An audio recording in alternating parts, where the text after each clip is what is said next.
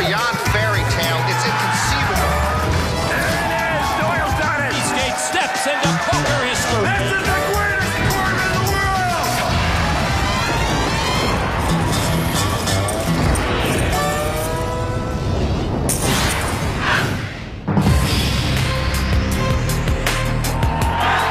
There are 9 seats at the final table, and those who claim them become the biggest names in poker. Yes. They will be the most talked about players on the planet. They will be the November 9. 27 players remain, each looking to secure one of the 9 coveted spots. I'm ready. And this is a once-in-a-lifetime experience. And just imagine the possibilities. Will a woman take her seat? I think this is everybody's dream. Will a top pro secure a chance to take back the title? I am just so ready to win everything. Will an amateur continue to lead the field? You don't have a victory till you're number 1. And will he get there? He is the most feared player in poker. He is Phil Ivey, and he could become one of the November 9. I got a pretty good chance to win the thing. It's his goal. It's their goal. And now the ultimate goal is within reach. Welcome to the main event of the 40th Annual World Series of Poker, presented by Jack Link's Beef Jerky with Norman Chad. I'm Lon McCarran. The Rio Poker Room was once a sea of poker tables. Now on day 8, just 3 remain, each one surrounded by family and friends hoping to get a glimpse of history in the making.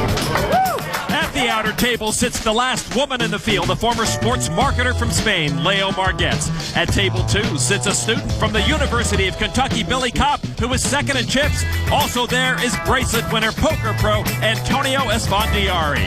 Over at the feature table sits the pro, the one and only Phil Ivey. Lon Moses never made it to the promised land, but my man Phil Ivey will make it to the November 9. This field is small, but every table is dangerous. Alongside Ivey sits the only player here to have made a main event final table, the grizzly Jeff Schulman, as well as the unlikely chip leader, the logger from Western Maryland, Darvin Moon. A big day for the final 27 players. The chip average right now just over 7 million. At least you got cleaned up for the Yeah. Who knew we'd be on TV? What is the price of a haircut and a shave these days? I don't care about my appearance, obviously. I take care of you, Jeff. You have a razor? I'll go back and get you one down here. Ivey and Schulman have been friends for a long time, and here they are sitting right next to each other. Phil Ivey smiling, I'm smiling. On the PokerStars.net chip count, Phil Ivey in 4th place with a little more than 11 million chips. Jeff Schulman not far behind. Sitting on top of the leaderboard, Darvin Moon with over 20 million. Lines are at 50 and 100,000, 10,000 chip ante. It's pretty simple at this point. You make the right decisions, you avoid bad luck, and you can make the life-changing November 9. Joe Catta lays it down. Action on Darvin Moon now, the chip leader. On the Jack Link's Beef Jerky pocket cam, the chips are in the way again, Norman. He's got too many chips. He folds. Action on Jordan Smith, 27-year-old poker pro from College Station, Texas, and we can't see his whole cards either. He raised to 275. Ivey with pocket deuces. What do you start day with? 4.5. Okay. You never like being asked how many chips you have left, particularly by Phil Ivey. 32-year-old Ivey from the small blind makes the call. If Jeff Schulman doesn't play this hand, he does have time to go buy a razor. And he will not play this hand. So Ivey and Smith will see the flop. Ivey keeping an eye on Smith. Here's the flop, 4, 5, 6, a couple of clubs. Ivey with a gut shot straight draw. Smith raised from the button. He could have been trying to take down the blinds with king high, queen high, anything. Ivey checks. Check. Smith checks behind him. Free turn card. It's an ace. Ivey might want to test the waters here. Ivey just checks. Playing it close to the vest early here on day 8. Smith, though, does bet 325. Smith one of 3 bracelet winners left, along with Antonio Esfandiari and Ivey. Ivey with a raise to 800,000. Check raise from Phil. Well, the check raise usually means you have a hand. In this case, Phil's got a read, and like me, he doesn't think Smith has much of anything. Smith, I think, has something. He makes the call. Well, maybe Phil's read was wrong. I mean, if he's agreeing with me, that can't be a good thing. That is true. All right, they'll see a river card. It's another ace, ace of hearts. I'm going to leave Phil on his own at this point. Smart move. And Phil will thank you later. Phil checks again. Well, this is a pretty weak check, but I don't think I can get any action from weaker hands, so I check. Smith checks. Ace. Oh, he's got trip aces. Heck, Phil can't beat that. Yeah, Ivy mucks his cards. My man's got to start winning some hands, or we're not going to make it to the promised land. Smith happy with that pot of $2.3 million. If Ivy straight comes through, he may have put a hurt on Smith, but he came up short. That's not how he wants to start day 8. It's been a long road, Norman, but the final table is now within reach. Just 27 players remain in the main event. And at this stage, every hand could make the difference between poker immortality and letting the opportunity of a lifetime slip away. Lon, the players left here can almost touch the November 9. We've got poker pros, a Wall Street type, 3 Frenchmen, 1 woman, a former train conductor, and a logger who happens to be the chip leader. And they're all overshadowed by one man, my man, Phil Ivey. Like Sinatra, when Ivey walks into the room, you really don't notice anyone else. If Ivy were to make the final table, you can bet Poker's Elite will be there to cheer him on. You can also be sure that Mel and Pat Humphreys, Ivy's most loyal fans, will be there as well. I love your fan, by the way. I love your 2 fans over there. It's the best thing in poker. I thought we were the best thing in poker, Lon. Did you just give him love? Yeah, he gets him 2 seats behind the third base dugout for every tournament. I know him since I was 18 years old. Oh, I didn't know that. Yeah. Phil used to play poker in Atlantic City with the Humphreys. That's cool. Phil was known as No Home Jerome when he played underage in Atlantic City. Day 8 sure to be nerve-wracking for all the remaining players. There are just 3 tables left and only 1 woman, Leo Margetts, who started the day as the second short stack. She is sitting by as James Aikenhead is in a pot after the flop with pocket kings against the pocket aces of Ian Tavelli. Ian's grandfather, John Downey, in the chair. Ian's grandfather bought him into the main event. He also played. Tavelli bet $1.5 million. Aikenhead comes over the top, and Tavelli calls to go all in with his aces. Tavelli, 21 years old, one of 4 players left with a chance to become youngest main event champ ever. A terrific chance here to double up. Tavelli with his aces. Still good with that 6 on the turn. And now only a king would knock out Ian Tavelli. The river card is a 7, and Tavelli will double up. Ian's grandpa agreed to buy him in if he maintained his GPA. Grades do matter. Aikenhead left with under 3 million chips. All my grandfather ever did was beat me playing war. There's never a bad time to get aces. Tavelli flush with chips. Over at table 2, where 2 of the top stacks reside, Steve Begleiter from New York is 3rd in chips right now with over 11 million, as well as 23-year-old Billy Kopp, who is 2nd in chips. He's in a hand against Antonio Esfandiari before the flop. Antonio's been unable to get it back in gear. Kopp raised pre-flop. Antonio made the call. Here's the flop. 6-9 queen. Kopp's pair of 9s is the best hand, but Antonio the favorite with 2 overs, flush, and straight draws. There's Antonio's brother Pasha, who played in this year's main event. Kopp with the pair of 9s bets $500,000. Kopp bets a little more than half the pot with middle pair. Every pot now big. Every decision magnified by the stakes at hand. Antonio Esfandiari putting some of his troops together. And he's going to sprint with those draws. He raises it to $1.8 million. On the draw, the magician turns up the heat on Kopp. But the real pressure is actually on Antonio. Almost half of his chips have gone into this pot already. Kopp, one of the top chip stacks, certainly has Antonio covered. And Kopp will lay it down. Kopp plays it safe. Pasha cashed in the main event for the first time this year, and this will be Antonio's first main event cash, but he'll make a little more than his brother. What are you going to do to recover after this? You on a vacation or no? Drink. I had a no drinking bet for the whole World Series. You can't drink until you're done with the World Series, and here we are on day 8. I'm sure the champagne is on ice with the final table so close. The World Series of Poker, presented by Jack Link's Beef Jerky. Main event. Back at the Rio, just 27 players chasing that main event bracelet right now, and Phil Ivey just collected his daily apple from the Humphreys. I never see your face on a big button, Norman. I don't have a face for buttons. I need a fan. Guy that likes me. How you gonna get that? I don't know. You have a few down here where you make the final table. I noticed that yesterday. I think you're going to make the final table for sure.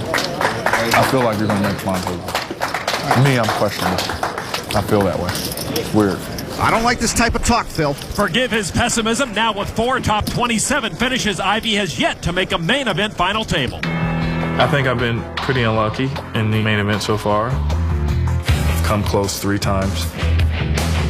Everyone knows that hand against Moneymaker, but I would have been in pretty good chip standing. Miracle on 4th Street for Phil Ivey, who now has the full house. He rivered the ace to knock me out. It's an ace. He hit it, I was like, wow, I'm out. An incredible knockout blow. Phil Ivey loses with a full house. I was very, very disappointed, but whatever, you know, it happens.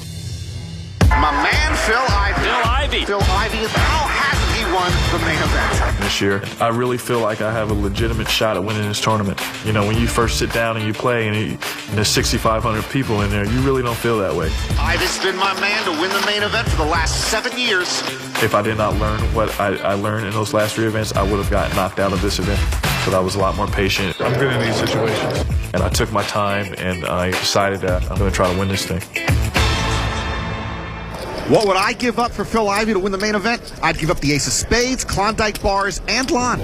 Hey, your man just folded Trey Deuce, so he's going to sit this one out. Action on Nick Maimone, Queen 10 offsuit. Maimone graduated from Furman. I believe they are the Raging Cajuns. Come on. All in. Maimone all in. We'll hear a lot of that from the short stacks on day 8. Indeed, Nick, with just 10 big blinds left, he pushes. He's trying to become the youngest ever to win the main event. Eastgate was 22 years, 11 months old. Action on Darvin Moon. Darvin in the big blind. Looks down at Queen Jack. Darvin in the big blind and with the big stack. I call. And he makes the call to put Maimone at risk. Maimone is all in and dominated. Yep, Maimone shows his Queen 10, and Darvin's got him. Call me a Queen Jack off. It's the first time I've been all in the tournament. Oh my God, he called me a Queen Jack. We've seen Darvin play mostly premium hands. Now he's got plenty of chips to play with. Good luck. You too. Did I give away something that inspired the call, or does he have a lot of chips? See the flop, please. I would say it's the chips. I usually don't play that. You don't have to answer that, Darvin. You do have a ton of chips. All right, Maimone at risk. Here's the flop. 8, deuce, Trey, Moon still best. That call costs Darvin only 6 or 7% of his chip stack. Turn card is an 8. That gives Maimone a few extra outs. With a deuce or a Trey, they'll chop the pot. With a 10, Maimone takes it all. Otherwise, he's gone. It is a deuce. Maimone survives with a chop pot. Queen high, wow. I'm happy for Nick. I'm not happy that he interrogated Darvin. Should have put you away. Maimone gets out alive, but just barely. Darvin Moon took a shot at him, but could not finish the job. So we still have 27 players left. The chip average, 7.2 million. At the outer table sits Leo Margetts, who is in the small blind in this hand. Action is folded around to Warren Zaki. Zaki announces a raise. He'll make it $400,000. Zaki trying to be the second South African to make the main event final table after Raymond Rami in 2007. Action folds to Margetts. All in. Margetts announces all in. Less than 200 women entered the main event. Leo Margetts, the last one playing. Zaki makes the call. What do we got? Zaki shows ace-10. Margetts, ace-7. She's dominated by Zaki. Well, we saw Margetts push with a better ace twice on day 7. Neither time she was called. This time she is dominated. So the last woman in the main event at risk. And here's the flop, and Zaki puts her in a deep hole by pairing his 10. Yeah, that all but ends Leo Margetts' bid to make history. A 4 on the turn will end it. Margetts drawing dead. The last woman left in the main event, knocked out by Warren Zaki. Terrific run for the 25-year-old in her first main event. Barbara Enright, still the only woman to make a main event final table. We are down to 26 players in the main event. And once again, there will be no woman at the final table.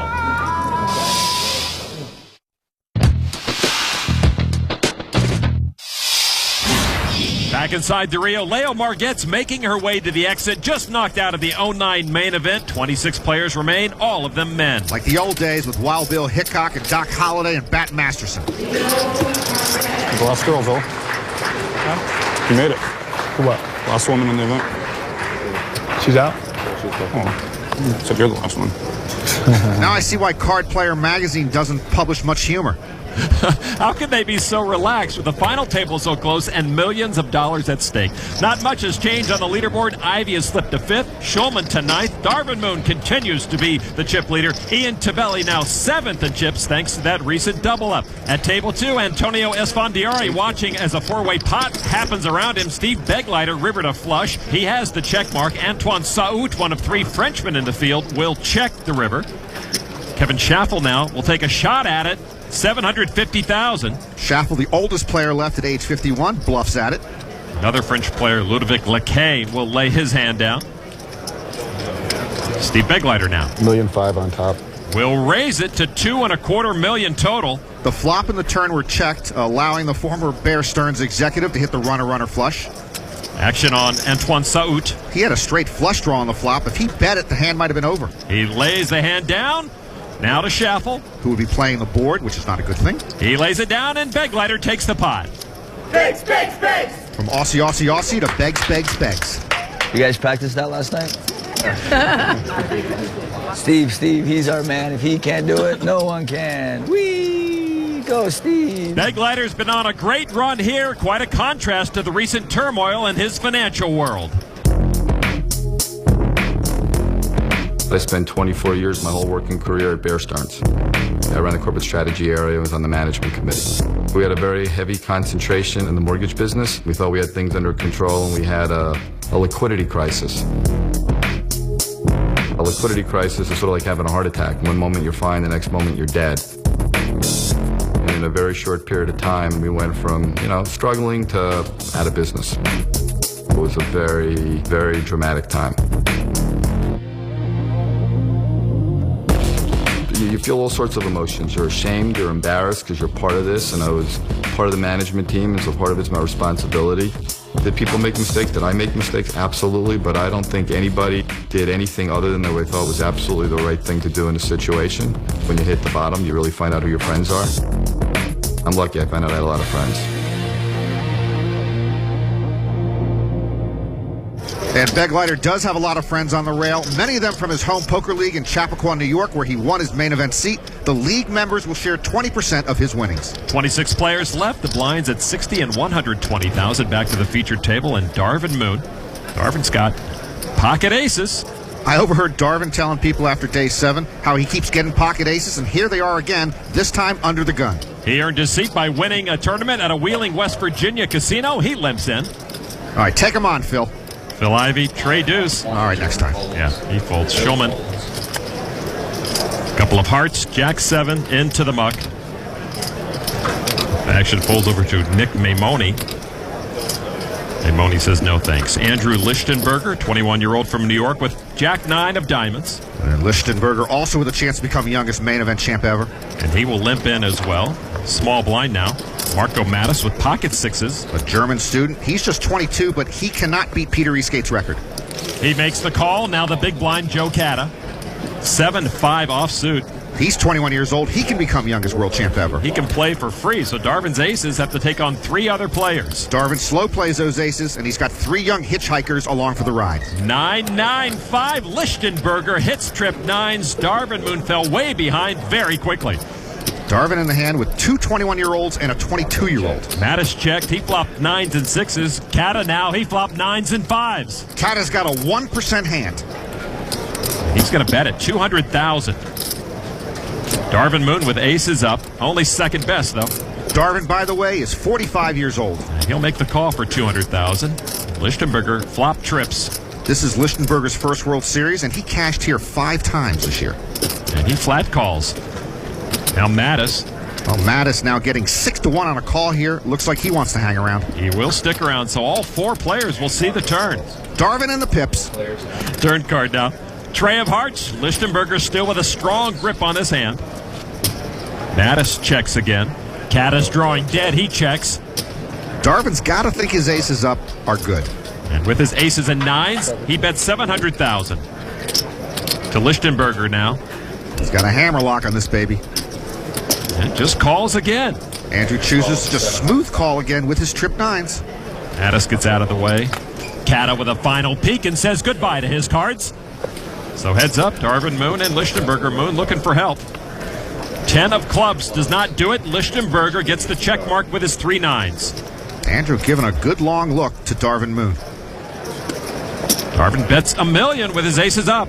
Darvin Moon with a value bet there, a little more than 1/3 of the pot. Let's see if Lichtenberger finally announces his hand with a raise. Nope, just a call. And Darvin, as he's done so often, shows a big hand. But Lichtenberger got him this time with trip 9s. I'm surprised Lichtenberger didn't raise on the river. Perhaps he, like others, just can't figure out the Moon Man. That is one clean-shaven young poker pro. So as Lichtenberger collects his $5 million chip pot, the table realizes Moon can be beat, but you just may have to crack pocket aces to earn any of his chips.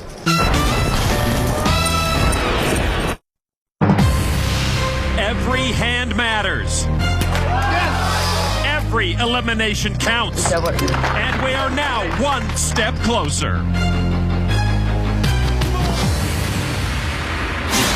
Back inside the Rio Poker Room, we're down to just 25 players. Darvin Moon has not been knocked out. He's just moving his racks of chips to a new table. Oh, chip leader. Not anymore, I don't think. Welcome to the bar. Slow playing aces and got cracked. Nicest chip leader I've ever seen in my life right here, though. James Calderaro singing Darvin's praises. You have gotten some hands.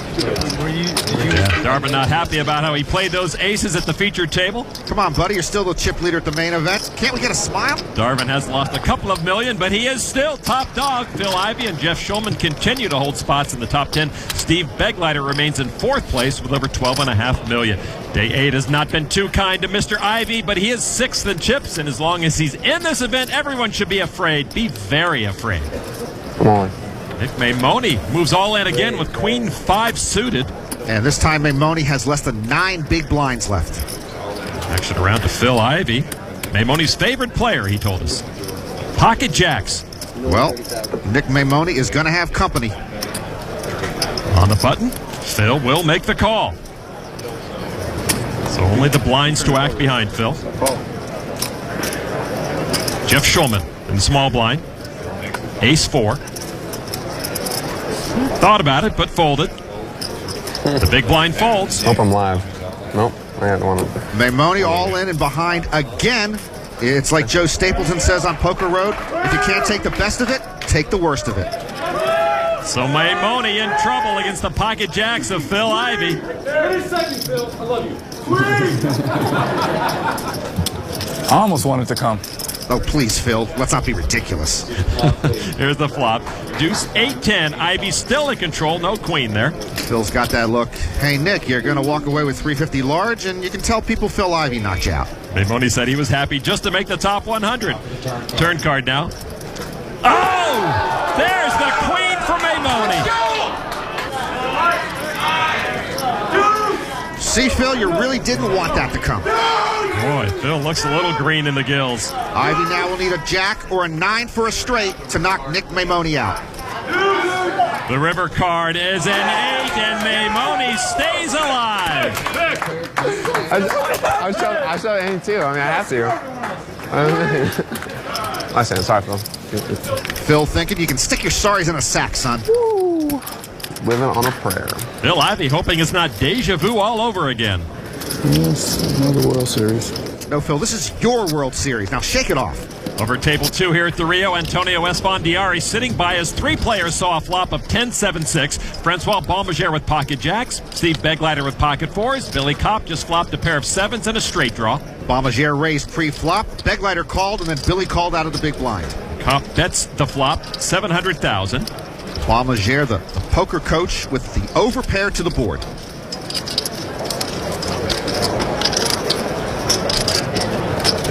And he's going to put all his chips at risk. Almost $3 million. That's the right move. 25 big blinds left, and he's comfortable with that flop. Begleiter folds. You have something like ace-king? Trying to get me off the 10? Come on, Billy. Would he really push here with just ace-king? Baumagere's played some pretty solid poker. For some reason, I really don't believe you hit any of this. Well, Kopp's getting the right price here, so if he doesn't believe him, Billy's certainly going to call.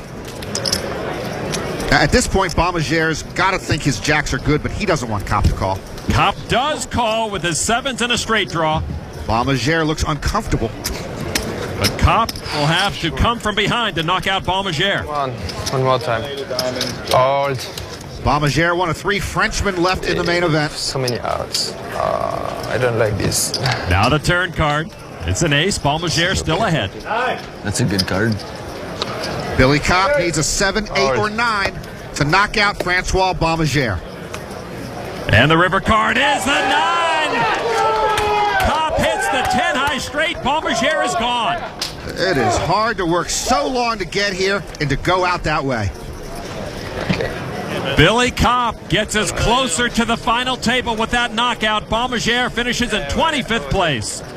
Kopp will pick up the Frenchman's last 3 million chips. But it's nothing but disappointment for Francois Baumagere. He came so close, but like thousands before him in this main event, fell short of the ultimate goal. The World Series of Poker, presented by Jack Link's Beef Jerky.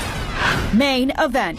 Back at the Rio, time for the Jack Link's Beef Jerky wild card hand. I'm tired of thinking, Lon. Why don't you put on your smarty pants and see if you can figure out the wild card hand for once? All right, I guess I'll play ball. Billy Kopp has the wild card hand. College student, striped shirt, that should help you. Under the gun, +1, early position raise.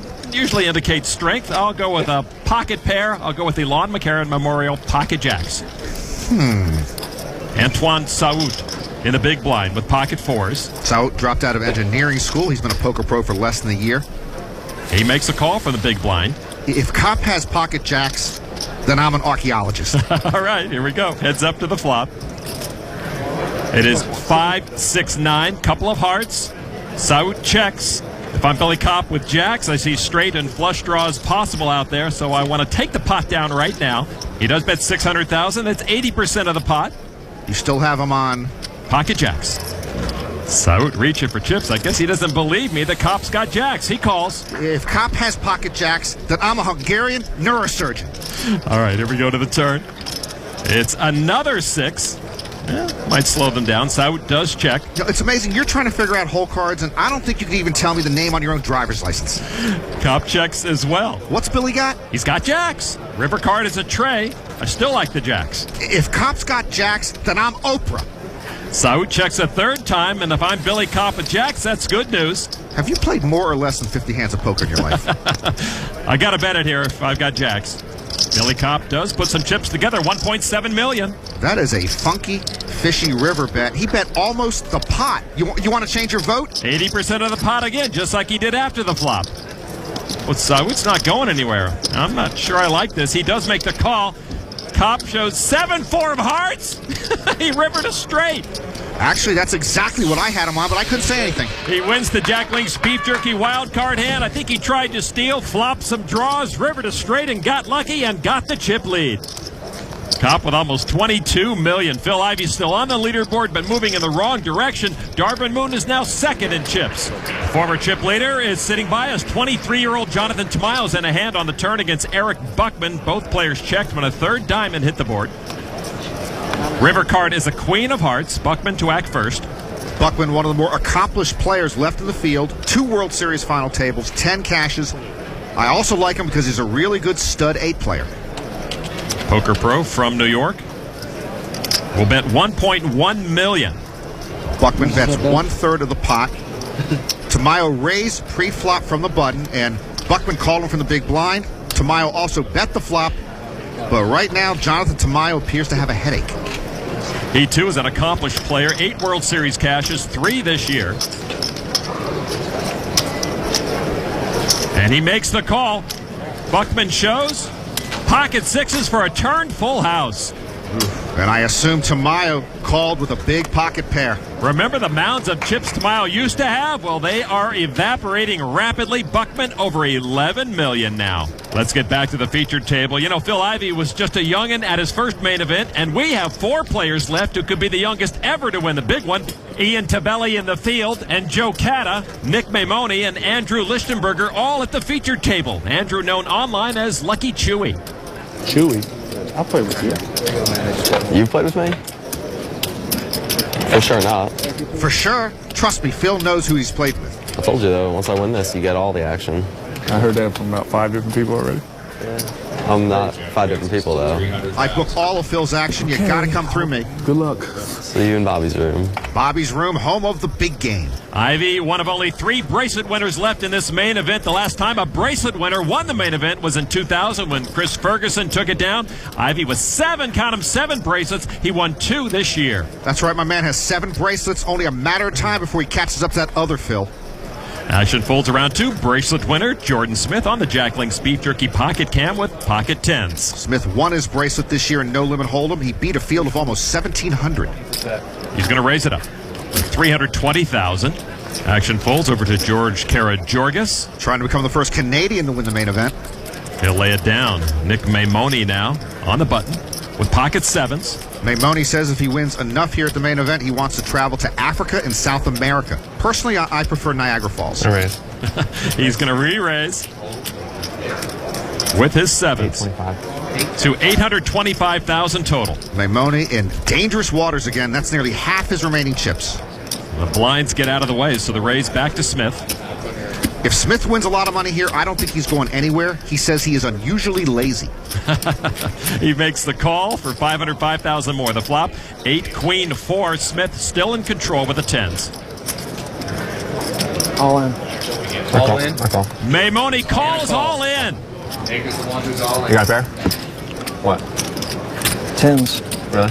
Nick is all in. Remember, Nick, if you can't take the best of it, take the worst of it. Maimoni all in and behind. That's where he does his best work, though, Norman. Nick Maimoni's been short stacked today, and this is the 3rd time he's been all in and behind.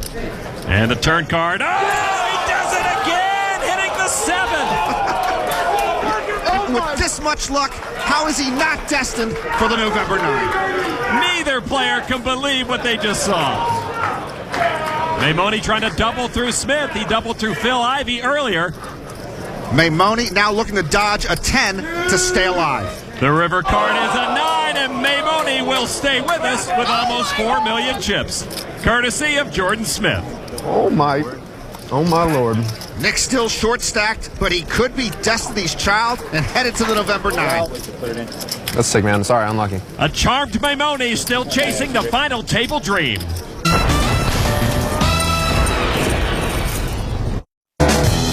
Straight from the Pros, brought to you by PokerStars.net. Figuring out your opponent's hand is a key skill. Against Mike Sexton at the 2006 Tournament of Champions, Daniel Negreanu showed that this skill can be priceless. He raises, and I'm in the big blind, and I've got good chips, so I call with queen deuce suited. And it comes 5, 6, 7. I've got absolutely nothing, and I check. Mike knows that I can easily hit that kind of board, so he checks behind. To the turn, it's a deuce. I make my pair, and I think, okay, well, if he checked, he might have ace queen, ace jack. Now I bet and he calls, and I was suspicious right away that he had an overpair because I'm thinking he's just trying to play careful. He doesn't want to play a big pot, but he's got me beat. And then the river, I check, and now he makes a very small bet, and I'm thinking to myself, you have to have 2 kings here. Might have, like, kings, I guess. And I paid off the little itty-bitty bet. How scary is this guy? You have kings? He showed me the kings. I lost a very small percentage of my stack, but it was well worth it because it let him know that I'm really, in the zone. And I probably wouldn't have found that out if I didn't pay off that little bet on the river. Back inside the Rio Poker Room, fans are shoulder to shoulder, straining to keep tabs on all 3 tables. At table 2, chip leader Billy Kopp sitting there. Action, though, is on Antoine Saout, who looks down at ace-queen offsuit. Saout won a $50 online satellite into the main event. 25-year-old poker pro raises to $350,000. Kopp with 7-5 offsuit. Student at the University of Kentucky, a chip leader at the main event with 24 players left. It's pretty amazing. He'll sit this hand out. Antonio Esfandiari in the big blind. King-Jack offsuit. And if you're Antonio Esfandiari, anything short of the November 9 at this point would be a major disappointment. His first cash in the main event. It's going to be a good one. He's heads up against Antoine Saout. The flop is 4-5 tray. Saout picks up a gut shot to a wheel. Antonio missed that flop. He's going to try to buy it, though. 535,000. Good read by Antonio. He's putting Saout on a couple of big cards, thinks that the flop completely missed him, and figures he'll just take the pot down right here. Saout with ace-queen. Antonio is aggressive and usually in the right spots. Saout's not going anywhere. He's going to raise it to $1.8 million. That's an advanced play from Saout. He thinks Antonio only bet because Antonio thinks he has nothing, but he thinks Antonio also has nothing, so he repops Antonio with nothing. Got it? And that ends the auction. The semi-bluff trumps the bluff. The best defense against an aggressive player is a good offense. Saud will take down that pot. Antonio is reeling. Get the life coach on the line stat. So with 24 players left, the chip average just over 8 million. Billy Kopp still the front runner. Back to the featured table where Phil Ivey and everyone else in the room trying to balance survival and chip accumulation with the final table so close. Ivey with pocket eights. Ivey won his first bracelet in 2000 in Pot Limit Omaha. Heads up against Amarillo Slim. A changing of the guard. That's the last time Slim made a World Series final table. Still raised to 320. Shulman with pocket deuces. Jeff Shulman looks like a Hollywood producer who hasn't had a movie made in about 6 years. He lays his hand down. Action on George Karageorgis, a restaurant owner from Montreal. And he'll lay it down. Nick Maimone. Here's the kiddie corner. Maimone, Lichtenberger, Mattis, and Cata. There should be a cotton candy machine on that side of the table. Mattis lays it down on young Joe Cata. Cata won't play this hand either. So they'll leave it up to the old guys. 27-year-old Jordan Smith in the big blind with ace-9 offsuit. Smith's only 27, but he just seems more world-weary. Wondered what Ivey might have raised with under the gun. He figures Ivey doesn't have much, so he's going to raise it with that ace to 1 million. There's 3 betting Ivey with ace-9 off. How much are you behind? I don't know. Actually, this is the second time Ivey's asked him that with a pocket pair, and it's the second time Smith has had ace-9. Sometimes it's not what they answer, but how they answer. I think I started with 6.5 or 6 or something like that. I'd like to tell you what Phil Ivey is thinking, but he thinks at a much higher level than I do, so I don't want to pull a brain muscle. Ivey needs 680,000 more to make the call and does toss it in casually. The last time these two were matched up, Ivey was in the blind. This time Smith's in the blind, and Ivey has position. Smith and Ivey will see a flop. The flop is 5, Queen 10. Ivey's pocket eights are still best. Jordan Smith just has ace-high. And he checks it. Come on, Phil, you got pocket pair. Show some pep in your step. Oh, he checks with 2 overs on that flop.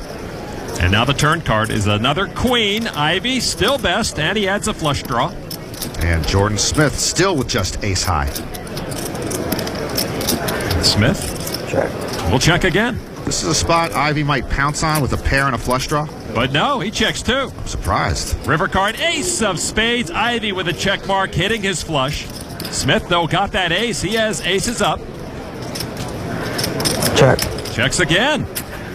Check. Ace. Ivey checks. I guess Ivey was worried about a higher spade flush. Smith shows his aces up. Ivey mocks his flush. He just mucked his hand. He can't even win when he wins. Phil, you had a flush. 5 suited cards is a flush. You got to be kidding me. But Smith will take that pot. I am barring Phil from the big game for 30 days. Phil Ivey mucked the winner. Wow. Phil, you misread your hand. You misread your hand. How could you misread your hand?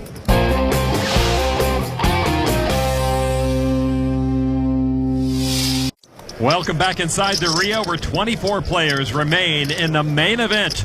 Darvin Moon is still second in chips and sitting by, keeping a close watch on Tommy Vitas on the left, who raised to $355,000 with ace-queen offsuit pre-flop. James Aikenhead re-raised to $975 with pocket queens. Vitas comes over the top. There it is. Ace-queen off pushes and puts James Aikenhead all in if he calls. Vitas with about twice the stack of Aikenhead.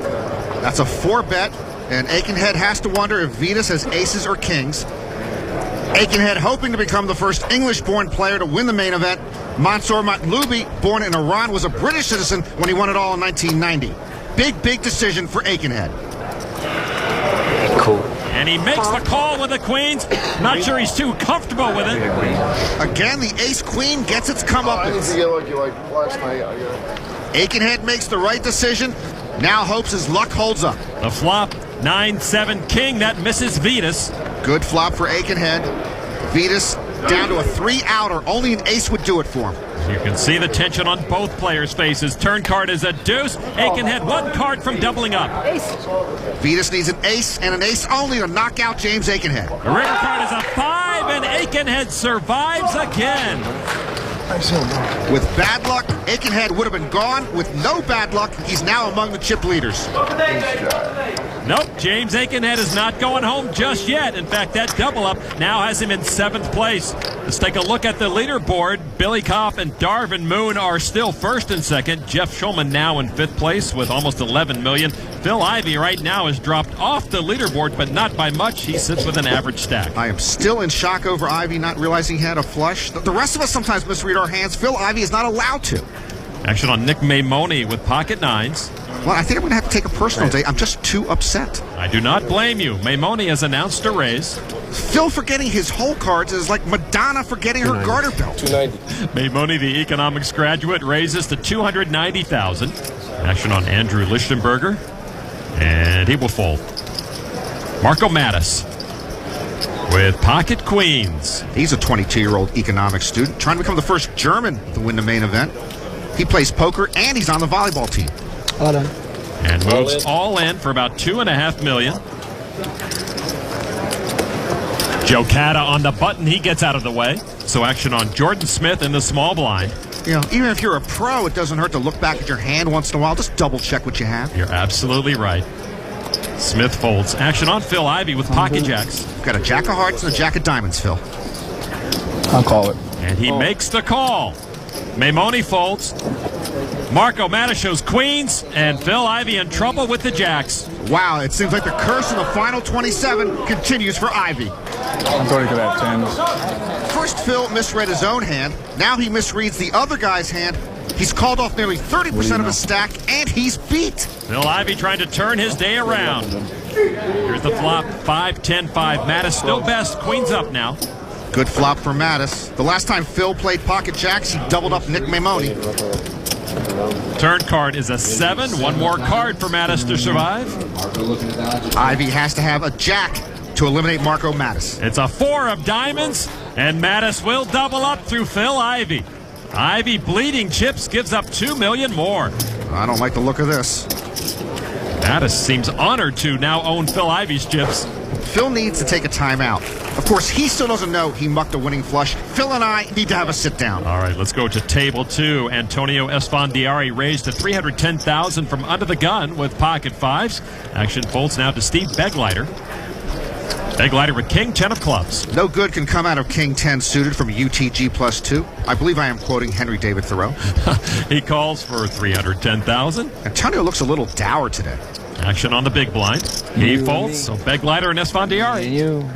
No matter how they toss the dice. As the main event wears on, Antonio's singing voice has suffered. The flop is 4, deuce 10. Begleiter leads with a pair of 10s. Antonio with a couple of bad breaks here. King 10 didn't have to call. Then a 10 didn't have to hit the flop. Looks like he's put together a continuation bet with his pocket 5s and does bet $535,000. Antonio creating his own bad break here. He figures if Begleiter doesn't have a 10, his pocket 5s are good. I'm going to raise. He's going to raise, Lon. He announces raise with top pair.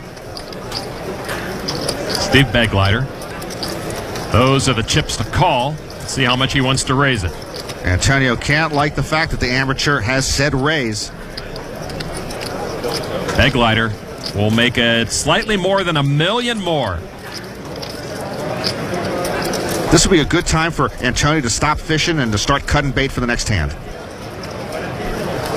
All right, I'm all in. No, he's going deep sea fishing. Turns up the heat on Begleiter, hoping Steve missed that flop. Antonio puts his main event on the line, and he's got to hope Begleiter walks away. Begleiter, top pair, good kicker, getting 2.5 to 1 on a call here. He has slightly more than twice the chips of Esfandiari. You guys are going to hate me for this, but I call. He makes the call with top pair. He makes the right call there, and Antonio can only hate himself. So Antonio Esfandiari, a bracelet winner, in danger of going out of this main event. What do you think? Yeah, 10, 30? Yeah. It's been a terrific run for Antonio, but he's on the brink here. All right, turn card is a 6. Begleiter is still best, but he is nervous. Antonio Esfandiari with a gut shot straight draw. No 3, no 5. Antonio Esfandiari has to have a 3 or a 5, or his main event is over. The river card is an ace, and that's going to do it. Beglider wins the hand, knocking off Antonio Esfandiari. Thank you very much. Antonio Esfandiari quietly exits in 24th place with a payday of almost $353,000. Beglider's camp is elated. Nice one to do. A crushing blow to Esfandiari. The magic is gone. You are the best. Pell Baines. You got to Pell Baines. Oh my you knocked God. Baines out, okay? Steve Beglider is pumped up. Beglider is one step closer to the promised land. Antonio, hell of a run, sir. Thank you very much. You made it a lot of fun for me. Goodbye.